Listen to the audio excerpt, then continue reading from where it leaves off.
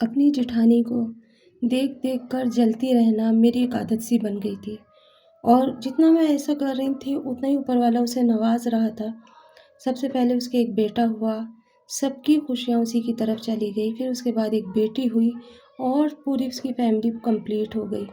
यहाँ मैं जलती रही, किलसती रही, डॉक्टरों को दिखाती रही, पर डॉक्टरों ने ये कह दिया कि मैं कभी माँ नहीं बन सकती। माँ ना बनने का दर्द मेरे अंदर ही अंदर मुझे खा रहा था। और मैं ये सोच रही थी किस तरह से मैं ये चीज़ को पूरा करूँ। हर एक चीज़ मैं आज़मा रही थी, हर एक चीज़ को मैं ट्राई कर रही थी, पर कहीं से मुझे कोई उम्मीद नज़र नहीं आ रही थी। और इस तरह से वक़्त गुज़रता रहा। जब उसका बेटा 5 साल का हो गया और बेटी 3 साल की हो गई, अचानक मेरे देवर का एक्सीडेंट हो गया और उसमें उसकी अचानक जान चली गई। ये सदमा था तो बहुत बड़ा हम सब के लिए, पर मैं कहीं न कहीं खुश थी क्योंकि वो हुआ था जो मैं हमेशा से चाहती थी। उसकी हर बात आगे रहती थी। मैं हमेशा ये सोचती थी कि वो आला, मैं पीछे क्यों? और अपनी कमियों को मैंने नहीं जाना, अपने बारे में मैंने ये नहीं सोचा, मैं आज जिसके बारे में बुरा सोच रही हूँ, कल ये मेरे साथ भी हो सकता है।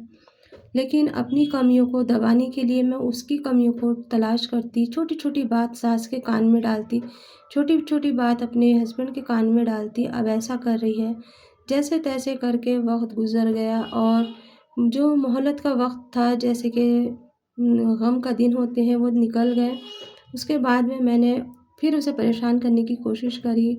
मैं चाहती थी कि किसी तरह वो बदनाम हो जाए, परेशान हो जाए और ये घर छोड़ कर के चली जाए, ताकि पूरे घर के ऊपर मैं रहूँ। उसके बच्चे मुझसे हिल-मिल गए थे। वो मुझे बड़ी माँ कहते थे, तो मैं उनसे कहती थी बड़ी माँ नहीं, माँ कहा करो सिर्फ़। मम्मी कहा करो, मैं तुम्हारी माँ हूँ। आज से तुम्हारा सब सुख-दुख सारी चीज़ें मेरी ज़िम्मेदारी है। जितनी मैं उसके ऊपर सख्ती करती जा रही थी, उतने ही बच्चे मेरी तरफ होते जा रहे थे। अब बच्चे अपनी माँ के पास ना रह कर के मेरे पास रहते, मेरे शौहर भी बहुत खुश रहते, मेरी सास भी मुझसे बहुत खुश रहने लगी। मैंने पूरा घर-बार सँभाल लिया। जो घर-बार वो सँभालती थी, अब वो मेरे कब्ज़े में आ गया था। अब मैं अपने आप को भारी-भरकम समझने लगी थी और पूरा घर-बार मैं अपने हाथ में ले लिया था मैंने। कहीं न कहीं वो इस वक़्त बिखरी हुई, टूटी हुई बैठी रहती और मैं दिल ही दिल में खुश होती कि तूने मुझे बहुत परेशान करा। हर चीज़ के ऊपर तू मुझे जताया करती थी और मुझे नीचा दिखाती थी। आज देख, उसकी करनी की सज़ा तू खुद भुगत रही है। मुझे नहीं पता था कि वो सज़ा मुझे भी मिलने वाली है। मैं तो एक गुमनामी के शहर में खो रही थी और अपने आप को झूठी आस उम्मीद के अंदर रख रही थी। वक़्त गुज़रता रहा और मैं कोई न कोई बहाना करके अपनी देवरानी को परेशान करने में कामयाब हो जाया करती। जॉइंट फैमिली थी, सब साथ में रहते थे, तो मुझे और भी मौका मिलता था। 2 भाई थे ये और दोनों भाइयों में से अब 1 भाई रह गया था। फैक्ट्री का काम काफ़ी अच्छा चल रहा था, जिसकी वजह से घर के अंदर अच्छी आमदनी थी और मैं बच्चों के लिए खिलौने, कपड़े, हर एक चीज़ लाती और दिखाने के लिए उसके लिए भी कपड़े लाती। पर कपड़े मैं ऐसे लाती जो उसका दिल देख के रो पड़े, ताकि उसके ज़ख्म हरे हो जाएँ और उसे एहसास दिला दूँ कि तेरे साथ ये सब हो चुका है। ये कहीं न कहीं मेरे माँ ने मुझे तरबियत दी थी शायद। अगर वो पहले ही दिन मेरे ऊपर सख्ती कर लेती और मुझे सख्ती के साथ डाँट देती ना कि नहीं, ये आला नहीं है, तुम आला नहीं हो, सब बराबर है, तो वो ये वक़्त हमारी ज़िंदगी में कभी ना आता। कहते हैं ना, औरत औरत की ही दुश्मन होती है, मैं भी उसकी दुश्मन बन बैठी थी और कहीं न कहीं मैं उसका इतना बुरा चाह रही थी जो कि ऊपर वाले ने उसे कितना बुरा उसके साथ कर दिया था। भरी जवानी में शौहर जाने के बाद में वो अकेली तन्हा हो गई थी। अब तो मैंने उसके बच्चे भी उससे छीन लिए थे। दोनों बच्चे मेरे पास मेरे कमरे में सोते। वो तन्हा अकेली अपने कमरे में पड़ी रहती, या तो रोती रहती या फिर चुप बैठी रहती। मुझे उसकी चुप्पी कहीं न कहीं खाती भी थी, कहीं न कहीं मुझे ये भी एहसास होता था कि कहीं ऊपर वाला मुझसे बदला ना ले ले। एक दिन अचानक ही मैंने क्या करा कि मैं अपने मैके गई थी। मैंने वहाँ पर झूठ-झूठ ये कह दिया कि मेरी देवरानी तो मुझे ऐसा लगता है मेरे हस्बैंड को भी नहीं छोड़ेगी और कहीं ऐसा ना हो जाए कि वो उससे शादी कर ले। मुझे इस चीज़ का बहुत डर है। बस मेरी माँ को इतनी सी बात सुननी थी और मेरी अम्मी तो राशन पानी लेकर उनके ऊपर चढ़ गई और झूठ-झूठ इल्ज़ाम लगाने लगी कि तुम्हारी बेटी इस तरह से कर रही है, अपनी बेटी को समझाओ कि मेरी बेटी का घर ना उजाड़े, उसने तो अपना उजाड़ लिया है, ये है, वो है। मतलब बहुत ज़्यादा बातें हुई। बस ये बातें धीरे-धीरे करके मेरी सास के कान में गई, उसके बाद मेरे हस्बैंड के कान में गई। मेरे हस्बैंड को जब इस बात का पता चला तो उन्होंने मुझसे कहा कि तुमने ऐसा कहा? मैंने कहा हाँ, मैंने कहा, मैं डरी नहीं। मैंने कहा हाँ, मैंने ऐसा कहा। क्यों? क्योंकि मुझे डर लगा रहता है, मैं रात-दिन तुम्हारा पहरा लगाती हूँ क्योंकि तुम्हारी भाभी जवान है, खूबसूरत है, कभी तुम्हारा दिल अगर उस पर आ गया तो। वैसे भी मेरे बच्चे नहीं हैं, कभी तुम ये सोचो कि इससे शादी कर लूँ और बच्चे हो जाएँ।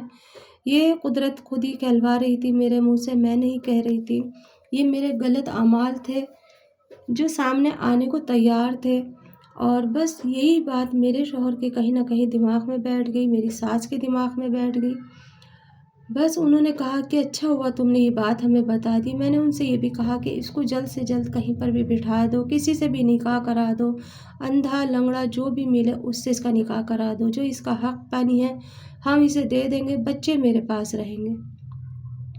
मेरी सास बहुत चालाक थी, वो समझ गई कि ये क्यों इस तरह से कह रही है।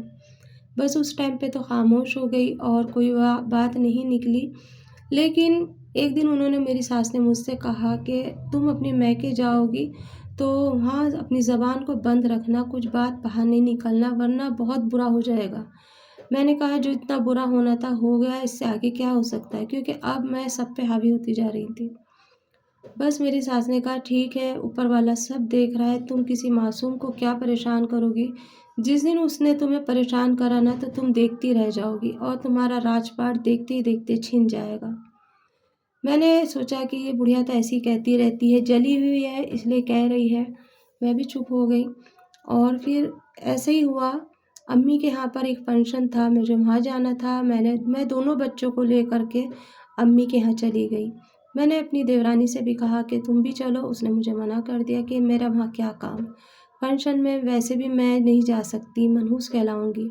मैंने कहा हाँ, ये बात तो सही कह रही हो तुम कि किसी फंक्शन में तुम हाथ तो लगा नहीं सकती हो।